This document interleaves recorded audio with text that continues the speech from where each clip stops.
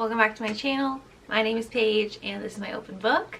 In today's video we got a weekly wrap up for you, so grab a drink, grab a snack, and let's talk about the books I read last week. This week I have 4 books to talk about, 2 physical books and 2 ebooks. So we'll start with the physical books first because I do have them sitting right here. The first one I'm going to talk about is Mexican Gothic by Sylvia Moreno-Garcia. Now you guys know I am almost exclusively a romance reader, but sometimes I like to pick up a mystery or a thriller here and there just to kind of like mix it up a little bit.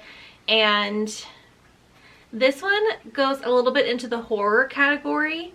And I saw so many people talking about this book and raving about it. I thought, okay, if I'm gonna like a horror novel, it's probably gonna be this kind of vibe, right? So the premise of this one, it even says on the back, it's Lovecraft meets the Brontes in Latin America, and after a slow burn start, Mexican Gothic gets seriously weird.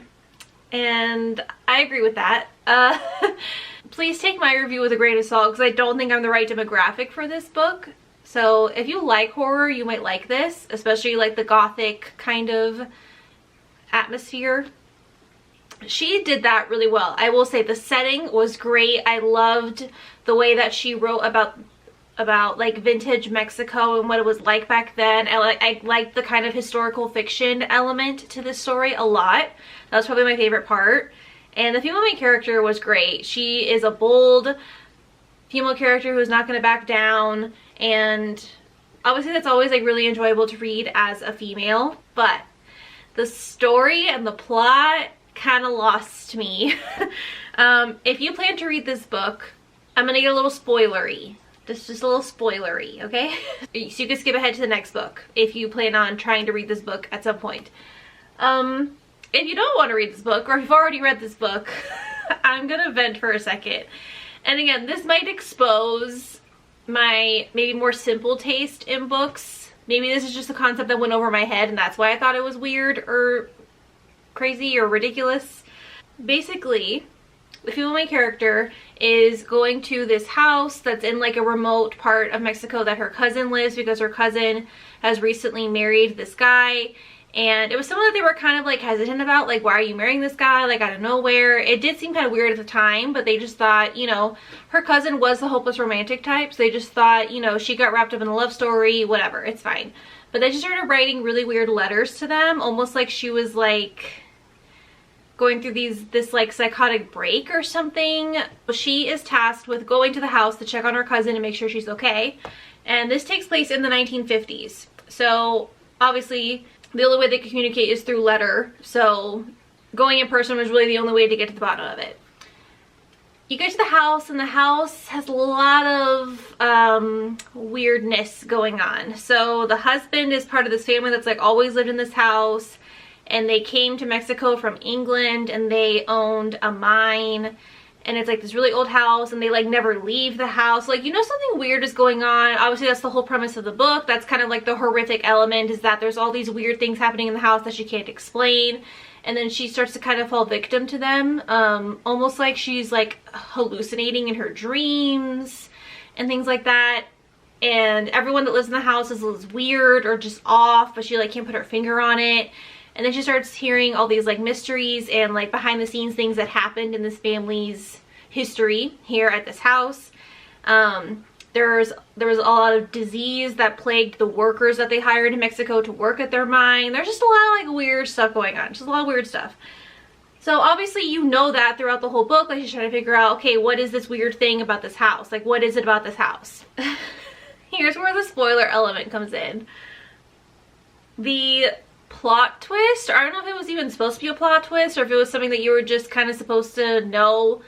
I don't know. Like I said, this might just be a me thing. There were like mushrooms growing in the house, and the house had like this mold or like fungus growing in it, and then I don't even know how to explain what I read. Editing this video is going to be so hard because I don't even know how to explain what I read, because like once she realizes that it really is like the mold is like alive in the house, and it's like this living thing that is like corrupting their mind or whatever, it gets real weird from there. And then her hallucinations go completely out of control. You don't know what she's hallucinating versus what's real anymore. and it just totally derailed the whole element of intrigue that I had for this story. Like, obviously I'm not a horror fan, but I was still like liking it at first. Like I said, her writing was good, the setting was good, the characters were good. So like I was there, like I was in it, right? And then soon as she announced it was because of the mushrooms or the fungus or the mold or whatever, and I'm like, really? Mold? Mold? I'm sorry. And like I said, it just got real weird after that, and I was like, what did I just read? You guys, I don't even know. Like I said, don't take my review at face value. Please just read it for yourself if you're curious still, or maybe if you read this book and you have a better idea of what it was supposed to do, can you comment down below? Because this went right over my head. I was like, what the fuck? Like, literally just, that was my reaction. I was like, what the fuck? So I gave this a 3-star rating. Because like I said, her writing was good. The characters were good. Setting was good. I think it's just a me thing. I really think it's just a me thing. So I don't want to give her a bad rating. And I did enjoy the story for the most part. It just, yeah, I don't know. I do want to read more by this author because like I said, that is the part that saved it, was her writing. So I will continue to try other things. But this was a miss for me. I'm still not a horror fan. Sorry to my husband Joshua. Not yet. Maybe someday, but today's not the day.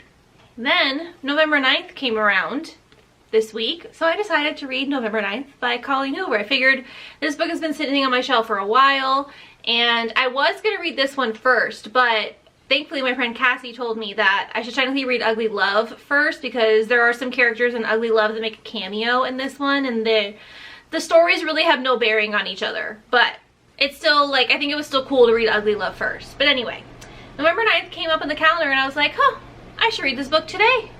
So the premise of this one is the female main character and the male main character meet each other for the first time on November 9th. But when they meet, she is literally leaving that night to move across the country to New York. And he lives in California. So they kind of have like a agree to enjoy the one day together and just let it be what it is. But when the time is up for her to go to the airport, they decide, you know what, I don't want to say goodbye to you. They also love the idea of the no strings attached vibe, because neither of them really want to be in a serious relationship. So they decide, you know what, let's just agree to meet up every year on November 9th and just have the day together, and that's it. They don't exchange numbers. They don't exchange addresses, emails. They block each other on social media. Like, no contact at all. They just agree when and where to meet the next year, and that's what they do.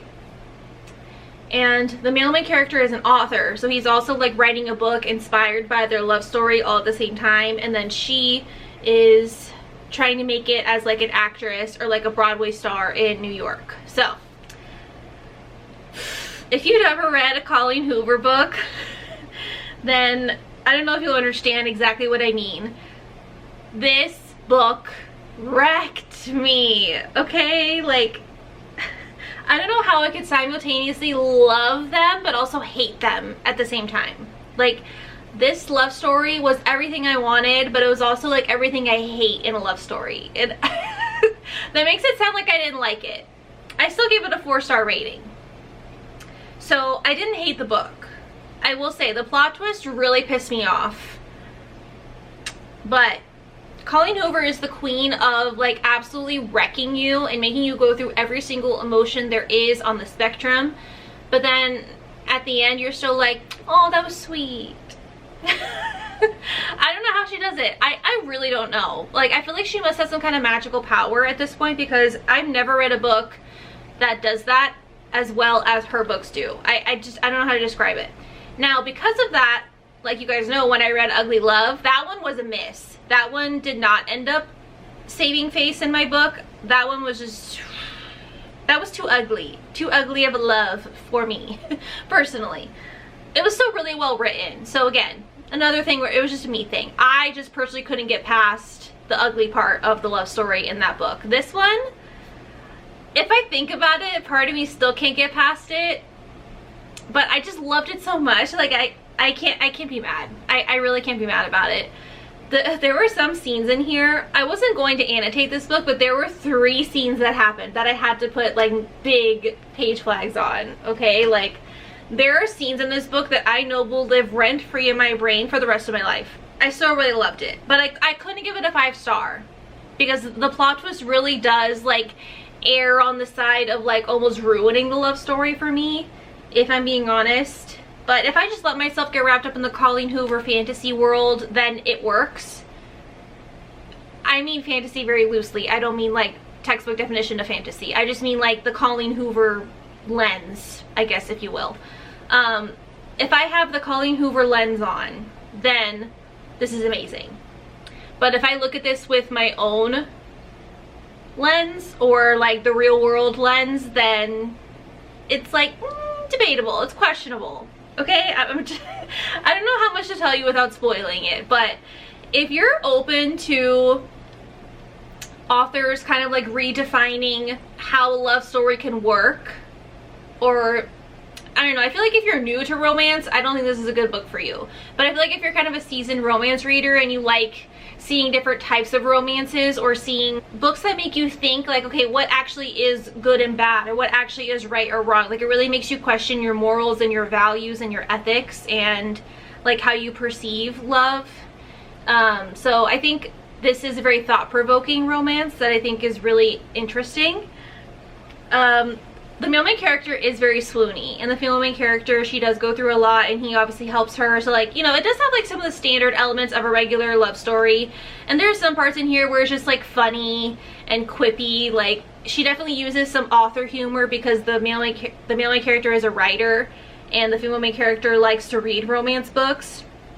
And because this is his first time trying to write a romance about, like, inspired by their love story, he, like, reads some of her favorite romance books and they, like, talk about it, you know. So there is, like, some cheesy moments still, but I think overall this definitely makes you think and it makes you question how you would define love, or, like, what is acceptable under the name of love. So I still highly recommend it. Just, you gotta go into it with an open mind. You gotta go into it with an open mind. Okay, these next 2 I'm going to talk about together because they are a duology. We have Hollow and Legend by Karina Halley. These are Sleepy Hollow retellings, and it's an MMF romance. So 2 guys, 1 girl. It's like a Y2 situation, so they all 3 have like a polyamorous relationship with each other. So how do I even begin? I need to make sure I'm being careful with how I explain it because I've read both, so I don't want to give any spoilers. So I made sure to read the like published summary of the first book, Hollow, before filming this, so I could try to stick to just that because you can know that going into it and it's not a spoiler. So Legend of Sleepy Hollow retelling. So the 2 main characters are Brom Bones and Ichabod Crane, and then you have the female main character, Kat Van Tassel. So Kat grew up in Sleepy Hollow, and Brom was like her childhood best friend, and their families agreed when they were very young that they were gonna get married. So kind of like an arranged marriage situation, I guess you could say. But they really do actually care for each other and love each other on their own. Like I said, they're childhood friends to lovers, you know, and they know that they're going to be married when they turn 18, and they've kind of already accepted it and like formed a special bond with each other. But something happens and Brom just like disappears out of the blue. Kat doesn't know where he is or why he's gone. She's obviously devastated. So that's kind of how the book starts off. Then it cuts to 4 years later, and she is going to be going to this Sleepy Hollow Institute. And when she's there, she has a professor by the name of Ichabod Crane, and they kind of develop like their own special bond. There's definitely some shady stuff going on at this institute, and Sleepy Hollow is obviously the kind of town that has like some legends and hauntings, and there's like some definitely spooky vibes. You know, the legend of Sleepy Hollow is that you can never leave, you know, like those kinds of ominous elements. Okay, so you know that there's something going on. Then Brom comes back like out of nowhere. He just shows up at the institute, doesn't remember where he was the past 4 years. He doesn't remember anything. He just is back. The other plot going on in this story, because it's a Sleepy Hollow retelling, you've also got the Headless Horseman going around and killing people, and so they're trying to figure out what's going on with that and trying to stop him. So it's there's a lot of layers, especially because it's a duology. And at first I was wondering, like, why did she break this into a duology? But once you read the second one, it makes sense. Like, she put so much work into this duology. Like, I can't even fathom trying to come up with a story of this level. So Karina Halley, she pulled out all the stops with this one, I gotta say. This is another one that, this is very dark. She lists all the trigger warnings at the beginning of each book, so please make sure you read those because these do get very intense. There's a lot of blood magic and sex magic going on that they have to use against the Headless Horseman, and there's some parts that get really intense. There's a lot of ghosts and like creepy, like, this is very morbid. There's a lot of death. A lot of people are lying. They don't know who to trust. Like I said, there's just so many layers. There's so many layers. Because I feel like not only is this like a polyamorous relationship going on, and it's cool because you do get all three of their POVs, which I think is very important.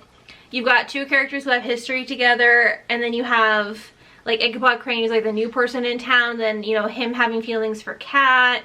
And it's, this one is so good.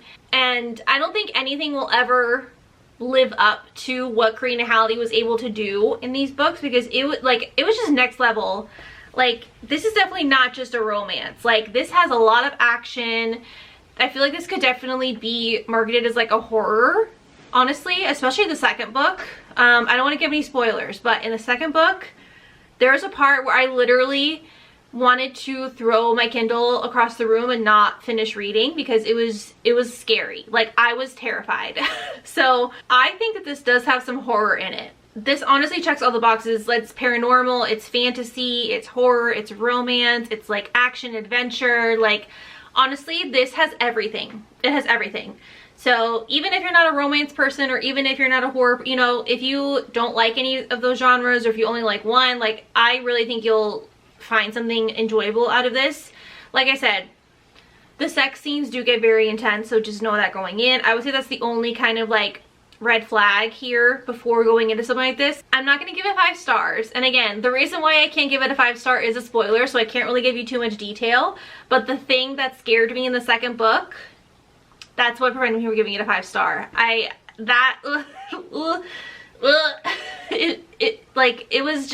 It was one of my, I don't want to even call it an ick, because it's literally like a legit fear of mine. So I think that's why I was like, I can't give this a 5-star, because that element was just too much for me. The range that this author has is just crazy. The fact that she can write like One Hot Italian Summer, which is just a summer fling between a sculptor and an author, and then she can write this, and then she can write A Ship of Bones and Teeth, which is like about deadly mermaids and stuff, and then she can write A Nordic King, which is a book about a nanny who is watching after the kids for a royalty. You know what I mean? Like, the range that she has is just amazing, and this did not disappoint. This is probably the strongest plot that she's written. See, now I'm like, should I give this a 5-star? Because in my opinion, this way surpasses A Ship of Bones and Teeth. And before, that was my favorite Karina Halley book, but now I think this is way better than that. I don't know. I might change my rating after some reflection. I'm going to think about it a little bit more, because I literally just finished Legend like an hour before filming this video. So maybe I need more time to sit on it. But I think it's just like, I think it's because objectively this was more well done than A Ship of Bones and Teeth. But if I had to go by my personal taste, I think that's why I might rate this lower than A Ship of Bones and Teeth, because I'm gonna pick pirates and mermaids any day over anything. So I don't know, that's just a personal preference, I guess. Maybe that's what it is. But this is so well done, and I really think you should check it out, because I've never read anything like this before, and I don't think I ever will. Alright guys, that's gonna be it for my weekly wrap up. We'll see what the rest of November brings, but give this video a like. Leave a comment down below telling me about a book you read this week. Be sure to subscribe so you don't miss my future videos, and I'll see you next time. Bye!